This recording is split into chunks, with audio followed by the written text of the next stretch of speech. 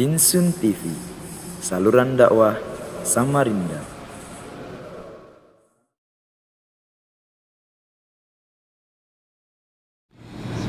Assalamualaikum warahmatullahi wabarakatuh. Alhamdulillahi rabbil alamin, wassalatu wassalamu ala rasulillah wa ala alihi wa ashabihi wa man tabi'ahum bi ihsanin ila yaumiddin. Amma ba'd.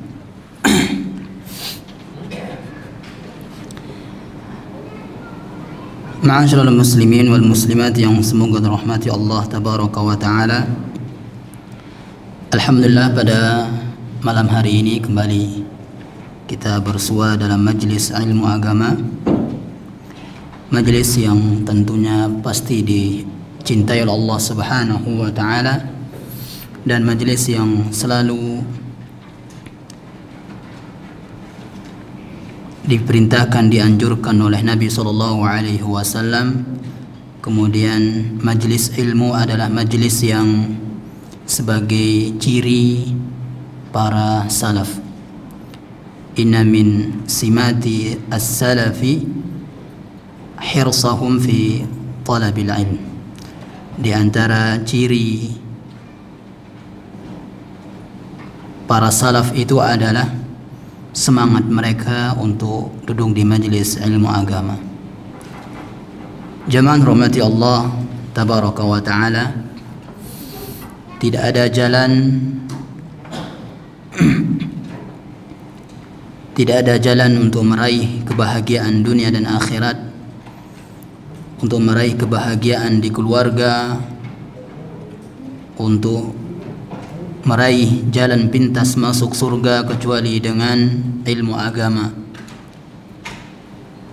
Tarjun najata falam tasluk masalikaha fa inna as-safinata la tajri 'ala al-yabis.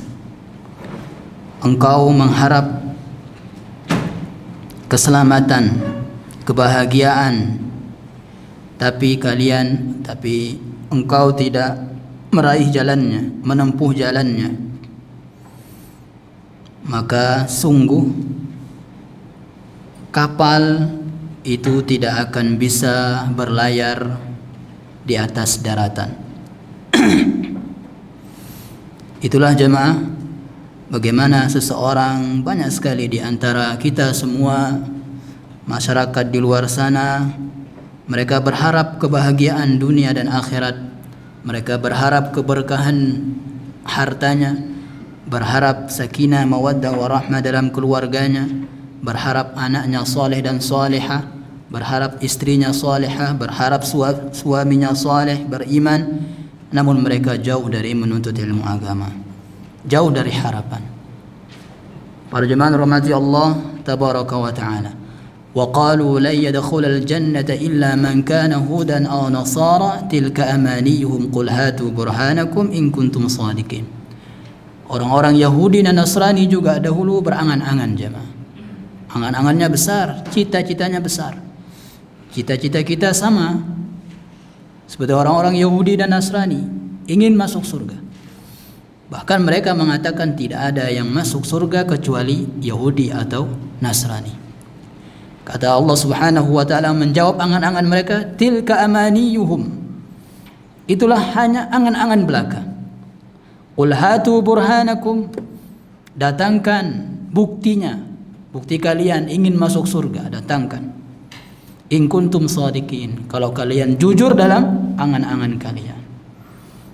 Para jemaah rahmati Allah tabaraka wa taala, sekali lagi semangatlah kita untuk duduk di majlis ilmu agama. Kita lihat sekarang jemaah, kita merasakan sendiri jemaah, waktu itu sangat cepat sekali. Baru saja zuhur sudah asar, baru saja asar sudah maghrib, terus seperti itu. Waktu sangat cepat. Semakin dekat hari kiamat jemaah, waktu itu semakin cepat dirasakan. Oleh karena itu, mari kita semangat untuk menambah ilmu agama terus. Rabbi zidni ilma. Berdoalah selalu kepada Allah Subhanahu wa taala untuk menambah ilmu agama kita. Karena semakin bertambah ilmu agama seseorang, dia akan semakin jahil jemaah.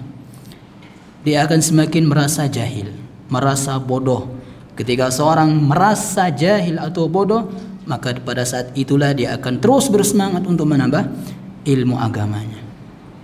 Sehingga ketika seorang merasa ya ketidaktahuannya semakin bertambah, maka dia tidak akan berani sedikit pun untuk berkomentar dalam masalah-masalah besar. Kita lihat orang-orang yang berani berkomentar dalam masalah-masalah besar, tentunya mereka itu jauh dari majelis ilmu agama. Ya, malas untuk duduk di majelis-majelis ilmu agama, tapi bicaranya sudah besar, masalah-masalah besar.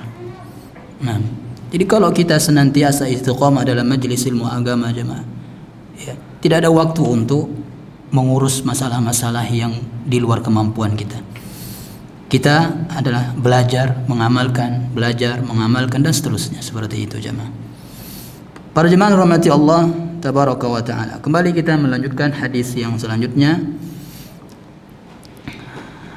Hadis yang ke-8 ya. Sebagian sudah kita jelaskan faedah di hadis yang ke-8 ini. Yang faedah selanjutnya adalah at-tabarruk. Dalam hadis di atas, yaitu hadis Zatu Anwat, ya, hadis sebuah pohon yang dinamakan dengan Zatu Anwat. Orang-orang musyrik menggantungkan senjata mereka ketika ingin berperang melawan Nabi sallallahu alaihi wasallam dan para sahabat. Mereka minta keberkahan di Zatu Anwat tersebut. Kemudian para sahabat yang baru masuk Islam itu minta kepada Nabi sallallahu alaihi wasallam untuk dibuatkan juga seperti orang-orang musyrik itu. Kata Nabi sallallahu alaihi wasallam, subhanallah, maha suci Allah. Nabi terkaget-kaget. Ya. Para sahabat minta melakukan kesyirikan, tabarruk, yang tidak diajarkan oleh Allah dan Rasulnya sallallahu alaihi wasallam. Jadi faedah hadis di atas adalah tabarruk, adanya tabarruk, ngalap berkah, mencari keberkahan. At-tabarruku istida'aul barakati wa istijlabuha. Tabarruk itu adalah tabarruk itu adalah mencari keberkahan. Qala al-Imam Ibnu Qayyim, yaitu perkataan Ibnu Qayyim tadi yang di atas ya, istida'aul barakah wa istijlabuha, mencari, minta keberkahan dan mencarinya. At-tabarruk yanqasimu ila tabarrukin masyru'in wa tabarrukin mamnu'in. Tabarruk itu, mencari keberkahan, ada dua macam. Yang pertama tabarruk yang disyariatkan. Jadi tabarruk itu bukan hanya syirik saja jemaah, ada juga yang disyariatkan karena termasuk ibadah kepada Allah Subhanahu wa taala. Yang kedua tabarruk yang dilarang. Tabarruk yang dilarang. Tabarruk yang dilarang ini pun tidak serta-merta syirik jemaah. Ada tabarruk yang bid'ah, ada tabarruk yang syirik.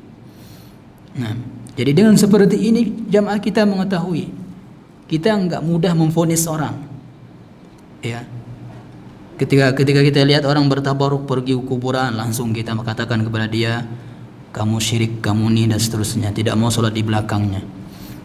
Nah, nanti kita akan bahas jamaah kalau ada waktu nanti. At-tabarrukul masyru'. Yang pertama adalah tabarruk yang masyru'.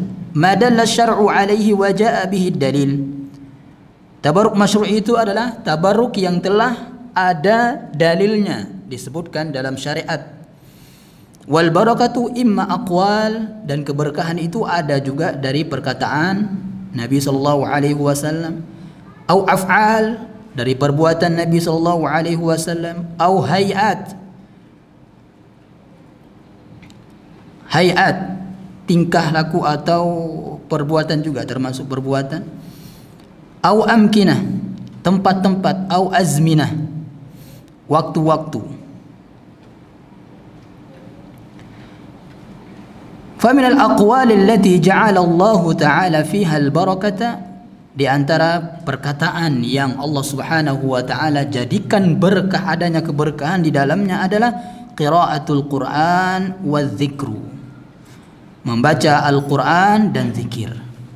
Jadi kalau kita ingin keberkahan jemaah, perbanyaklah baca Al-Quran, Perbanyaklah baca Al-Quran. Dan sering kita katakan dimanapun saya mengisi kajian, selalu kita semangati orang-orang, untuk kita sendiri juga, untuk jangan tinggalkan baca Al-Quran.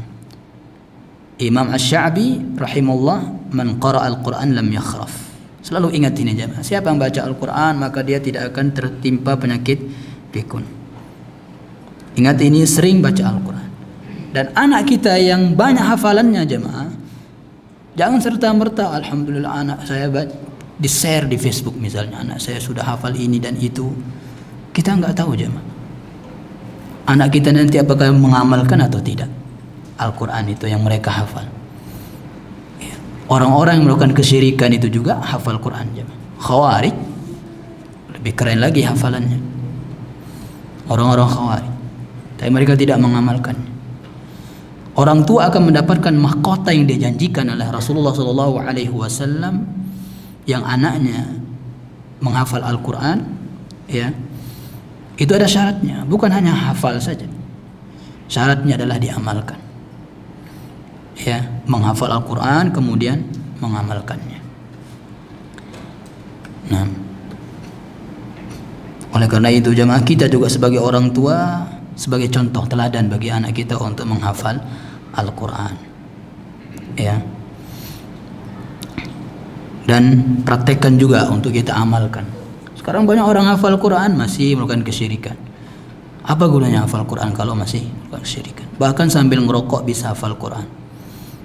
Nah, Nabi SAW bersabda, "Idza ju'ila al-Qur'anu fi ihabin." Kalau Al-Quran itu ditaruh di sebuah bejana kulit, dari kulit. Kalau dulu kan bejananya dari kulit. Tsumma ulqiya finnar mahtaraqa. Kemudian bejana yang ada Al-Qur'annya ini dilempar ke dalam api neraka, mahtaraqa, tidak akan terbakar. Ini diantara fadilah kota menghafal Quran jemaah. Siapa yang di hatinya ada hafalan Al-Quran, maka dia tidak akan bisa terbakar dalam api neraka. Semangat jemaah menghafal Al-Quran. Dan tinggi tidaknya derajat kita dalam surga itu kelak tergantung hafalan kita, ya, tergantung hafalan kita. Yang penting kita sudah berusaha jemaah. Syekh Abdul Muhsin Al-Abbad hafizallah ta'ala pernah ditanya, "Wahai Syekh, bisakah seorang yang sudah tua, umur 60-an tahun misalnya, bisa menghafal Al-Quran?" Apa kata Syekh? "Saya termasuk orang hafal Quran yang sudah berumur demikian." Syekh hafizallah ta'ala sudah tua, baru dia bisa hafal Quran. Dan para sahabat juga dahulu jemaah, banyak di antara mereka yang masuk Islamnya terlambat. Mereka hafal Quran, ya. Dan sekarang kita dengar juga di sebuah berita, umur orang tua, seorang nenek yang sudah berumur 70-an tahun mengkhatamkan hafalan Quran. Nah,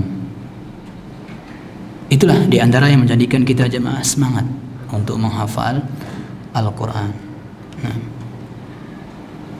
Nah, itu keberkahan, ya. Siapa yang mengisi harinya dengan hafalan, dengan baca Al-Quran, menghafal Al-Quran, maka tentu hari-harinya akan berkah.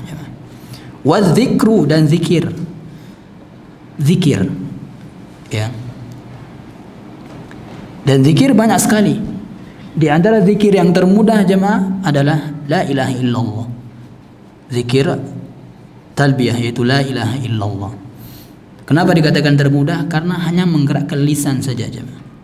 Zikir la ilaha illallah itu, coba dipraktikkan, la ilaha illallah itu lisan aja yang bergerak. Selain itu bibir, lisan bergerak. Subhanallah gerak bibir, alhamdulillah gerak, astaghfirullah gerak, la haula wala quwwata illa billah gerak, subhanallah bihamdi subhanallahil azim gerak, bergerak jemaah. Makanya zikir yang termudah hanya menggerakkan lisan saja adalah la ilaha illallah, ya. Bibir kita enggak bisa enggak bergerak bibir kita jemaah. Nah, makanya Nabi SAW bersabda, afdalu dzikri la ilaha illallah wa afdalu du'ai alhamdu. Sebaik-baik zikir adalah zikir la ilaha illallah, kemudian sebaik-baik doa adalah alhamdu. Makanya awali doa kita dengan muji Allah jemaah. Muji Allah. Dalilnya adalah Al-Fatihah. Al-Fatihah ayat pertama diisi dengan pujian-pujian untuk Allah Subhanahu wa taala. Kemudian setelah itu baru minta ihdinas siratal mustaqim. Nah. Wa min al-af'al allati ja'ala Allah taala fiha al-barakata ada'us salati fi jama'ah. Di antara perbuatan yang ada keberkahannya jemaah, dan kita mengharap berkah pada perbuatan tersebut yang Allah jadikan adalah mengerjakan solat dengan berjamaah. Mengerjakan solat dengan berjamaah. Ya. Orang yang tidak solat berjamaah jemaah munafik. Ya. Orang yang tidak solat berjamaah pasti munafik. Bahkan kalah dengan orang-orang munafik dahulu di zaman Nabi SAW. Di zaman Nabi SAW orang-orang munafik ikut ibadah, ikut sholat berjamaah bersama Nabi, ikut puasa bersama kaum muslimin lainnya. Ya, itu orang-orang munafik dahulu. Tapi berat jamaah mereka. Yang paling berat adalah Isya dan subuh. Karena waktunya sudah gelap, nggak ada yang melihat mereka. Karena syiar mereka untuk sholat berjamaah, kemauan besar mereka, keinginan besar mereka untuk sholat berjamaah adalah niatnya riya. Yura'unan nas wa la yadhkurunallaha illa qalila. Mereka hanya ingin riya saja, ingin dilihat. Ya. Nah, dan mereka tidak berzikir kecuali sedikit saja. Jadi orang-orang munafik dahulu lebih ini jemaah daripada orang-orang sekarang. Orang yang enggan untuk sholat berjamaah itu munafik jemaah. Bahkan sekarang para ustadz-ustadznya misalnya yang enggak sholat berjamaah, mereka mengatakan itu kan hukumnya fardu kifayah. Adakah Imam Syafi'i yang berpendapat fardu kifayah meninggalkan sholat berjamaah? Enggak ada jemaah. Ya, enggak ada di kitab-kitab para ulama ya yang betul emang Imam Syafi'i berpendapat sholat berjamaah itu fardu kifayah. Nah, tapi tidak ada cerita bahwasanya atau berita yang dinukil oleh para ulama pengikut Imam Syafi'i berpendapat atau bercerita bahwasanya Imam Syafi'i pernah meninggalkan sholat berjamaah. Enggak ada. Bahkan beliau sendiri mengatakan saya tidak memberikan uzur kepada orang yang saya tidak memberikan uzur untuk meninggalkan sholat berjamaah kecuali yang benar-benar ada uzurnya jamaah. Ya, itu kata Imam Syafi'i sendiri. Nah, makanya sungguh sangat mengherankan sekali orang-orang yang mengharap harta tapi meninggalkan sholat. Ya, padahal sholat itu adalah sebab datangnya harta, rezeki jamaah. Makanya Nabi SAW bersabda, man yarka'li arba'a raka'atin, man yarka'li arba'a raka'atin fi awalil lail fi awalil yawm aqfihi atau kama qala sallallahu alaihi wasallam. Siapa yang sholat 4 rakaat di awal hari, maka saya akan cukupkan. Ya, sampai akhir hari tenggelamnya matahari dicukupkan. Kata Syekhul Islam Taimiyah, 4 rakaat ini bukan sholat duha aja. 4 rakaat ini bukan sholat duha. 4 rakaat ini adalah qabliyah fajar, qabliyah subuh, dan subuh itu sendiri. Fardu subuh itu sendiri. Ini 4 rakaat ini. Siapa yang senantiasa melakukan ini jemaah, maka dia akan dicukupkan harinya oleh Allah Subhanahu wa taala. Nah, dunianya, akhiratnya dicukupkan oleh Allah tabaraka wa taala.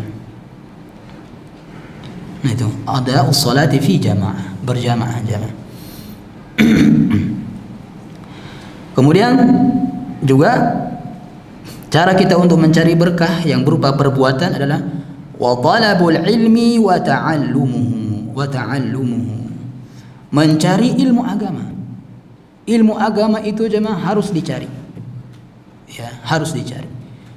Sahabat Jabir bin Abdullah radhiyallahu taala anhuma, ya, mencari 1 bulan berjalan mencari 1 hadis jemaah. 1 bulan berjalan, ya. Kita pakai motor sekarang jemaah, pakai mobil. Ya. Jabir bin Abdullah sahabat mengajarkan kita bagaimana untuk bersemangat mencari ilmu agama. Ya.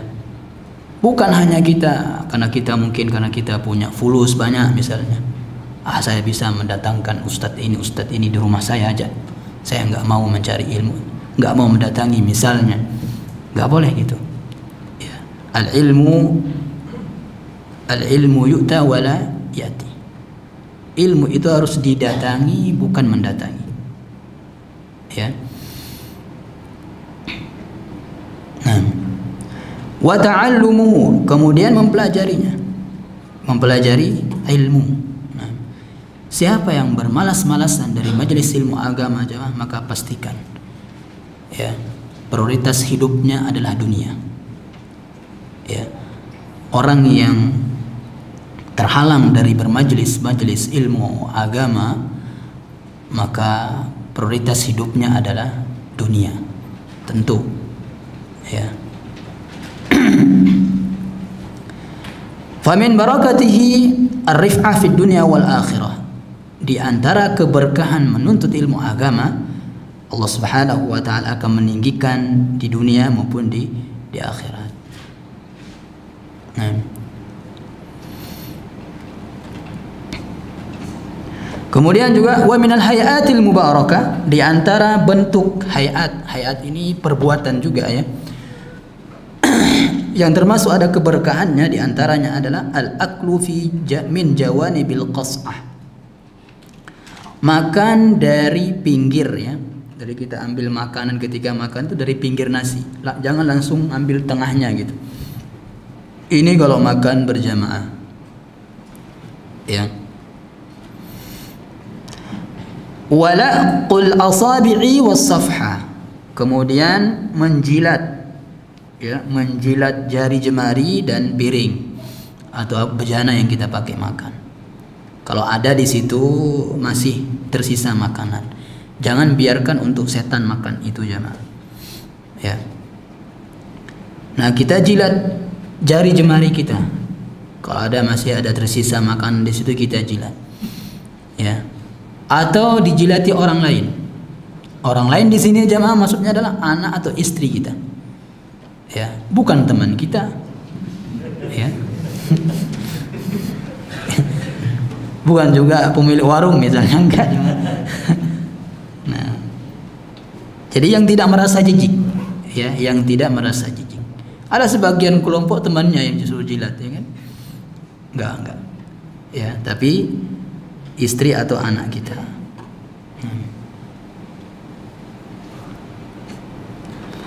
Wa minat tabarruki bil amkinah, dan diantara bentuk cari berkah pada tempat ya adalah umumul masajid.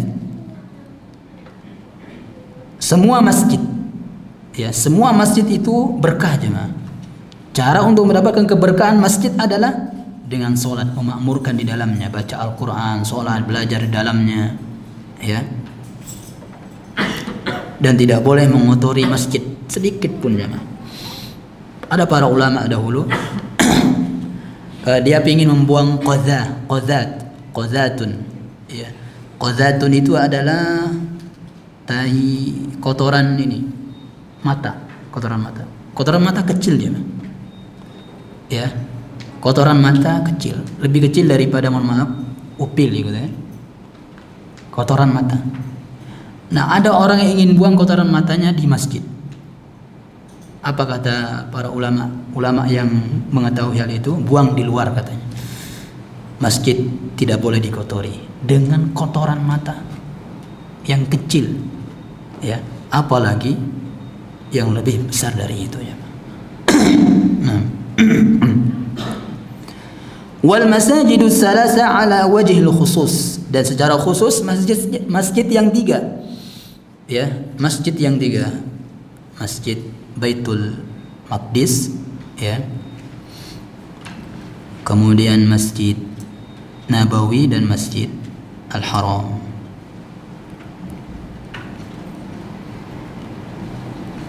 Nah, wa qad bayyana lana asy-syar'u kaifiyat al-barakati fiha. Syariat Islam telah menjelaskan kepada kita bagaimana cara ngalap berkah di masjid itu. Imma bis shalah, bisa dengan salat, atau qiraatul Quran, atau baca Al-Quran, atau dzikru, atau berzikir, atau nahwuhu, atau selainnya. Yang penting ibadah. Wa amma tabarruku bil azminah, adapun cari berkah, ngalap berkah dengan zaman waktu, kata baruki bi syahr Ramadan al-Karim, seperti bertabarruk dengan bulan Ramadan, yaitu dengan berpuasa, qiyam, salat malam, tarawih. Begitu juga dengan tabarruk bi asyri Dzulhijjah bi kasratil amal salihi fihi khassat at-takbir wa tahmid wa tasbih. Begitu juga dengan bertabarruk, cari berkah di 10 hari Dzulhijjah, 10 awal Dzulhijjah, dengan memperbanyak amal saleh. Kemudian juga cari berkah di benda-benda, ya. Ada yang Allah Subhanahu wa taala ciptakan sebuah benda, ya, benda mati yang ada keberkahannya, yaitu ma'u Zamzam, air Zamzam, ya. Fa inna ma'a Zamzama mubarakun yustashfa bihi. Sungguhnya air Zamzam itu adalah berkah, bisa dijadikan obat, dan sesuai dengan niat, diminum sesuai dengan keinginan orang yang minum, ya. Makanya jemaah, kalau kita minum air Zamzam, minta banyak-banyak aja. Dulu ulama itu minta kuat hafalan ketika minum air Zamzam. Semoga hafalanku seperti ulama ini, ulama itu. Ya, minum air Zamzam. Jangan berniat untuk obat saja, jemaah. Minta yang lain, ya, kecerdasan dan seterusnya.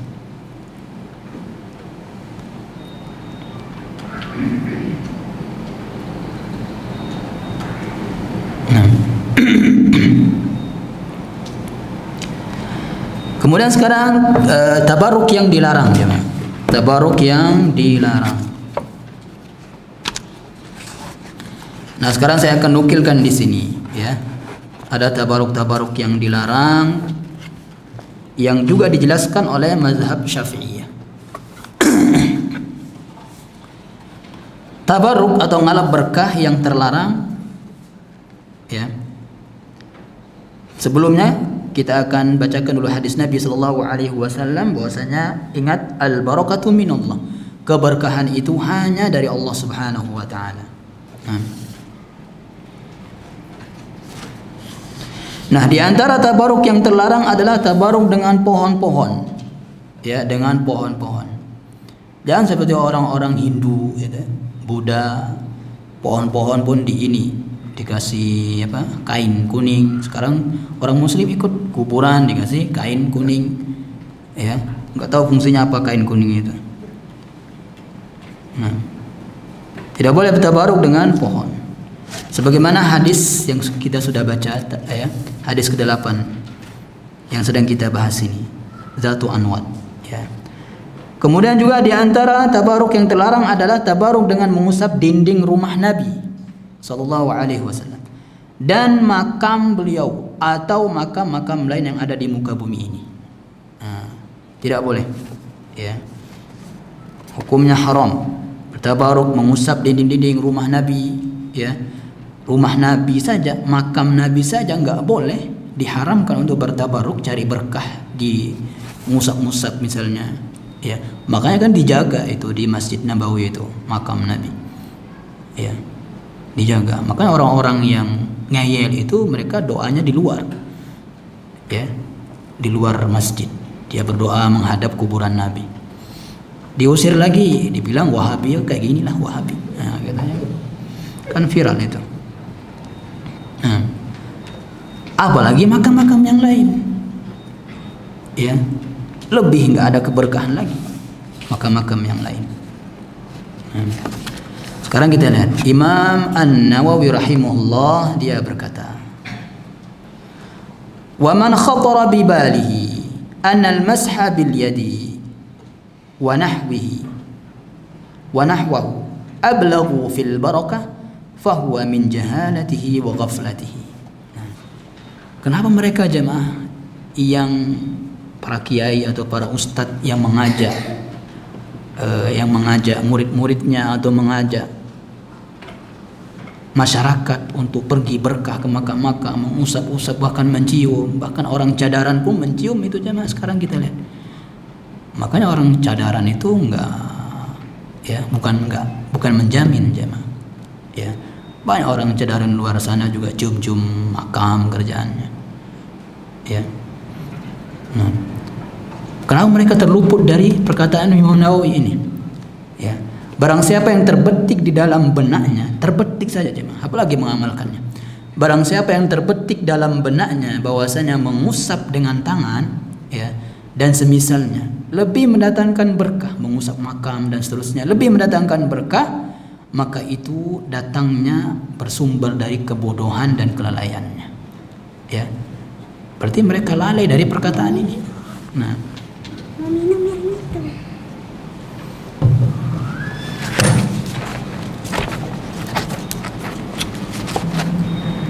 li'anna al-barakata innama hiya fima wafaqa asy-syar'a. Karena keberkahan itu hanya bisa didapatkan dengan sesuatu yang ada disyariatkan. Itulah keberkahan. Masya Allah perkataan Imam Nawawi ini jemaah, ya, sebagai hujjatun alaihim ini, ya, sebagai bantahan untuk mereka, mazhab mereka sendiri. Wa kaifa yubtaghal fadlu fi mukhalafati shawab. Bagaimana bisa keberkahan itu bisa didapatkan dengan cara menyelisih syariat Nabi Sallallahu Alaihi Wasallam? Ya, nggak bisa sama sekali. Walaupun mereka berletih, berlelah-lelah untuk pergi ke sana, sampai sebulan sebelum ke sana sudah nabung duit jemaah untuk wisata religi katanya, ya, untuk ke sana. Tapi itulah, ya, amilatun nasibah tasla naran hamiyah. Mereka sudah bercapek-capek di dunia ini jemaah, yang katanya untuk beribadah, ya, amilatun nasibah, nasibah. Mereka sudah bercapek-capek yang katanya ini adalah ibadah. Tasla naran hamiyah, tapi Allah bakar mereka dalam api neraka. Nah, itu orang melakukan bid'ah aja di antara azabnya. Jadi nggak mungkin, ya, keberkahan itu bisa diraih dengan cara menyelisih syariat Allah Subhanahu wa taala. Imam Ibnu Jama'ah mazhab Syafi'i juga. Adda ba'dul ulama'i min al-bid'i wal al-inhina'a lil qabri al-muqaddas 'inda taslim. Sebagian ulama menganggap bahwa menundukkan badan ketika mengucapkan salam kepada kuburan yang disucikan termasuk bid'ah. Ya, menundukkan pandangan, menundukkan badan. Nah, wa aqbahu minhu taqbilul ardi lil qabri. Lebih buruk dari itu jemaah, mencium, ya, mencium nisan kuburan. Wah, itu dah keterlaluan, itu lalai dan kebodohannya. Lam yaf'alhu salafus salih. Ini masya Allah, ya, jadi kalimat salaf saleh itu sudah digunakan oleh zaman-zaman ulama-ulama dahulu jemaah. Kenapa orang-orang sekarang kok merasa aneh? Ya. Wal khairu kulluhu fi ittiba'ihim. Dan semua kebaikan itu berada ketika kita mengikuti salaf saleh. Salafus saleh rahimahumullah taala. Nah.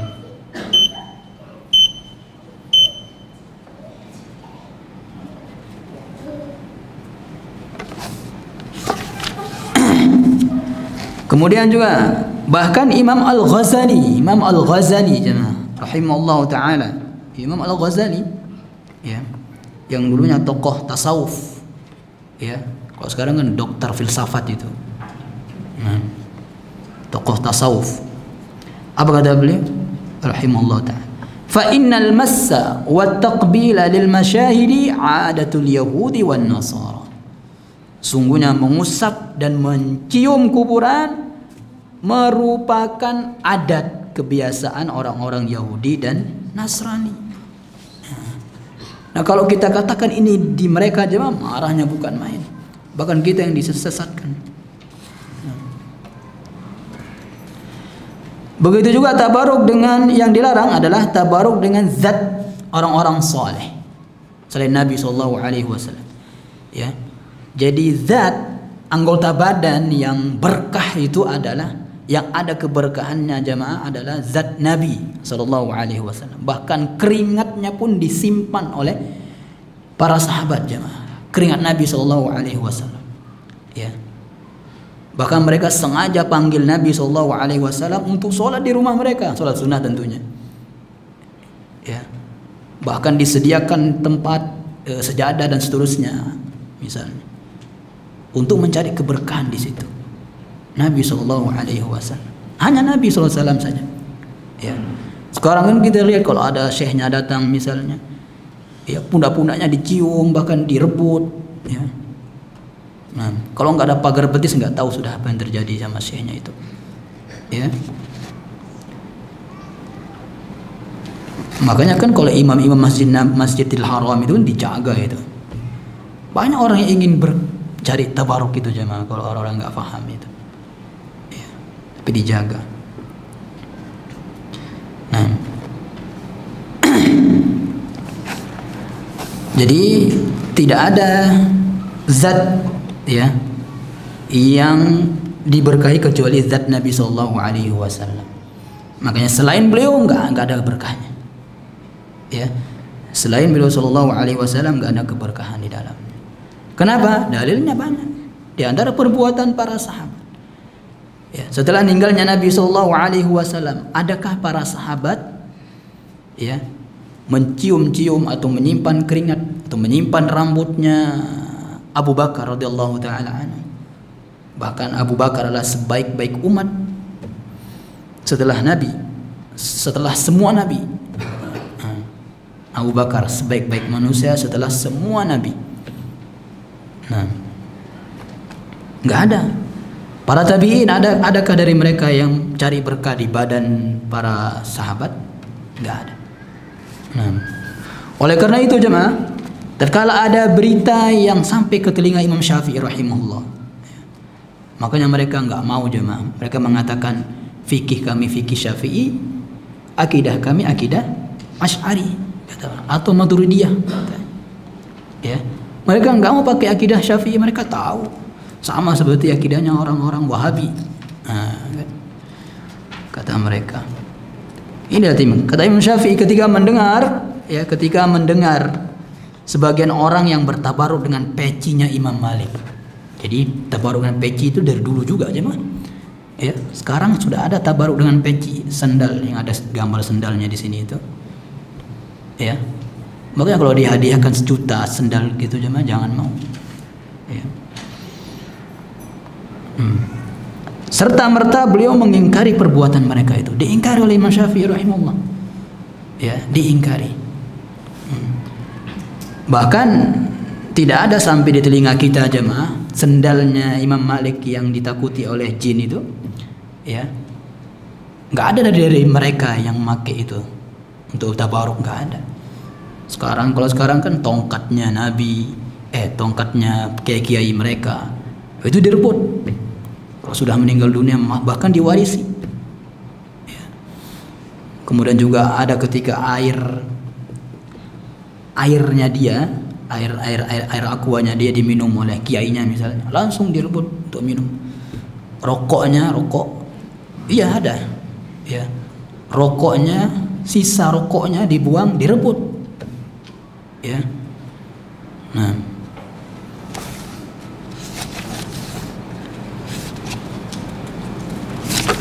Ya, mungkin ini saja yang bisa kita sampaikan pada